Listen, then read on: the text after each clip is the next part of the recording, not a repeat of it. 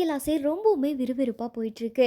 இதுல மீனா தான் சமைத்த உணவுகளை வீட்ல இருக்கிறவங்களுக்கு பரிமாறும்போது ரோகிணியும் அப்ப ஹெல்ப் பண்றாங்க. ஆனா விஜயா ரோகிணி கிட்ட மீனா எல்லாமே செஞ்சுக்குவா, நீ வந்து சாப்பிட அப்படின்னு சொல்றாங்க. இல்ல நான் அவங்களுக்கு உதவி செய்யறேன் அப்படின்னு ரோகிணியும் சொல்லிடுறாங்க. இதை கேட்ட ஸ்ருதி, மீனா தானே எப்பவுமே எங்களுக்கு பரிமாறுவாங்க, நீங்க என்ன புதுசா அவங்களுக்கு ஹெல்ப் பண்றீங்க அப்படின்னு கேக்குறாங்க. சரி பரவாயில்ல, இதுக்கப்புறம் எல்லாருமே சாப்பிடலாம் அப்படின்னு சொல்லி சாப்பிடும்போது சாப்பாட்டுல பாத்தீங்கன்னா உப்பு புளி காரம் எல்லாமே வித்தியாசமா இருக்கு. இந்த சாப்பாட்டை யாருனாலுமே சாப்பிட முடியாமலே போயிடுது. இதனால மீனாவுக்கு என்ன நடந்துச்சு அப்படின்னு எல்லாருமே விசாரிக்க ஆரம்பிச்சிட்டாங்க.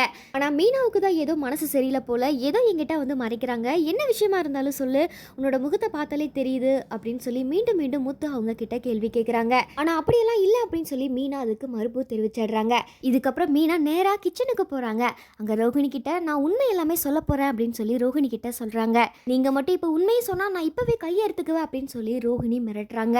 இதனால மீனா மொட்டை மாடிக்கு போய் அங்க உட்காந்து தனியா ஃபீல் பண்ணி அழுதுட்டு இருந்தாங்க. அந்த நேரம் பார்த்து சடனா ரோஹிணியும் மாடிக்கு போயிடுறாங்க. அங்க மீனா அழுததை பார்த்தோன்னையும் நீங்க ஏன் இப்படி அழுதுட்டு இருக்கீங்க அப்படின்னு சொல்லி ரோஹிணியும் கேட்குறாங்க. நீ 2 வருஷமா எல்லாரையுமே ஏமாத்திட்டு இருக்க, ஆனா என்னால அப்படி இருக்க முடியல அப்படின்னு சொல்லி மீனா அழுகுறாங்க.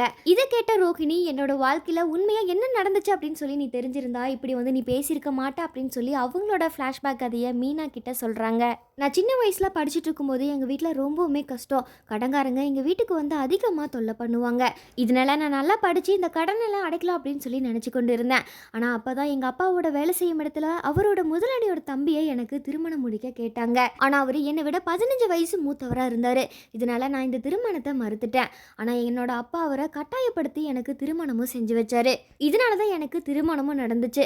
அடுத்த நாள் எனக்கு வந்து எக்ஸாமும் இருந்துச்சு, அதுக்காக நான் படிச்சுட்டு இருந்தேன். ஆனா என்னோட கணவர் என்னோட புத்தகங்கள் எல்லாம் தூக்கி எறிஞ்சு என்னை படிக்க விடாம தடுத்துட்டாரு. அதுக்கப்புறம் அவங்க வீட்டில் இருக்கிறவங்க என் கையில 5 லட்சம் ரூபாயை கொடுத்துட்டு இதுக்கப்புறம் இந்த வீட்டுக்கு உனக்கு எந்த ஒரு சம்மந்தமும் இல்லை அப்படின்னு சொல்லி வீட்டை விட்டு என்னை துரத்தி விட்டுட்டாங்க. இதனாலதான் நானும் வெளியில வந்துட்டேன் அப்படின்னு சொல்லி ரோஹிணி மீனா கிட்ட சொல்றாங்க. இதை கேட்ட மீனா என்ன செய்வாங்க அப்படின்றத நம்ம பொறுத்திருந்து தான் பார்க்கணும்.